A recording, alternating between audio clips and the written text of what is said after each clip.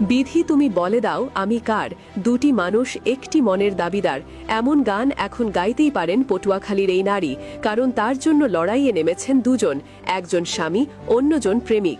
সিনেমার গল্পকেও হার মানানো এই চাঞ্চল্যকর ঘটনাটি ঘটেছে বরিশাল নগরীর পলাশপুর এলাকায়। স্বামীর সঙ্গে বৈবাহিক সম্পর্ক থাকা অবস্থাতেই প্রেমিকার সাথে গোপনে অনৈতিক সংসার পেতেছিলেন ওই নারী। ১.৫ বছরের বেশি সময় ধরে এই দ্বৈত জীবনযাপনের পর অবশেষে স্বামীর কাছে হাতে নাতে ধরা পড়েছেন তিনি। ঘটনার কেন্দ্রে থাকা নারী পটুয়াখালীর বাউফল উপজেলার বাসিন্দা। তার প্রথম স্বামী মেজবাহ উদ্দিন জানান, তাদের বিয়ে হবার পর তারা দুজনই ঢাকায় বসবাস করতেন। মেজবাহ একটি বাইং হাউসে চাকরি করতেন এবং তাদের দাম্পত্য জীবন স্বাভাবিকভাবেই চলছিল। কিন্তু প্রায় ১.৫ বছর আগে ওই নারী একটি এনজিওতে চাকরি করার কথা বলে তার গ্রামের বাড়ি বাউফলে ফিরে আসেন।